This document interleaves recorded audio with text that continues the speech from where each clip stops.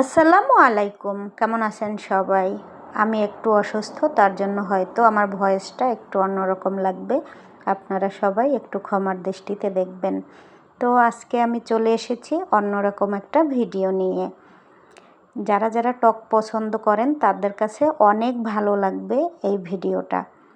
মনোযোগ সহকারে আমার ভিডিওটা দেখবেন। যদি ভালো লেগে থাকে অবশ্যই লাইক, কমেন্ট, শেয়ার করে দিয়ে আমার পাশে থাকবেন, অনুরোধ জানাচ্ছি।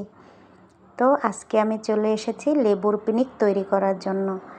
এই ভিডিওটা আমার 3-4 দিন আগের, আমি এডিটও করতে পারিনি আর ভিডিওটা ছাড়তেও পারিনি। তো আজকে ভাবলাম যে আমি ভিডিওটা আপনাদের সাথে শেয়ার করি, তার জন্য আর কি চলে আসলাম। তো আমি প্রথমে লেবুগুলোকে স্লাইস করে কেটে নিয়েছি, দেখতেই পাচ্ছেন আপনারা। তারপরে আমি 4-5টা কাঁচামরিচ, এখানে 5-6টা হবে, 6টা কাঁচামরিচ আমি একদম কুচি কুচি করে কেটে নিয়েছি। তারপরে ছড়িয়ে দিলাম লেবুর উপরে। এই পর্যায়ে আমি দিয়ে দিয়েছি হিমালয়ার পিঙ্ক সল্ট। আপনারা চাইলে সাধারণ লবণও দিতে পারেন, হোয়াইট সল্টটাও দিতে পারেন। আমি পিঙ্ক সল্ট খাই, তার জন্য পিঙ্ক সল্ট দিয়েছি। তারপরে আমি দিয়ে দিলাম বিট লবণ। বাংলাদেশ থেকে আনিয়েছিলাম, আমার ছোটো দেবর যখন আসছে ও নিয়ে এসেছিল বিট লবণ। ওই লবণটা আমি লেবুর উপরে দিয়ে দিয়েছি। তারপরে আমি দিয়ে দিলাম ভাজা শুকনো মরিচের গুঁড়া। শুকনো মরিচ ভেজে তারপরে আমি গুঁড়ো করে নিয়েছি, ওটা উপর দিয়ে সুন্দর করে দিয়ে দিয়েছি। এই পর্যায়ে আমি দিয়ে দিচ্ছি খাঁটি সরিষার তেল।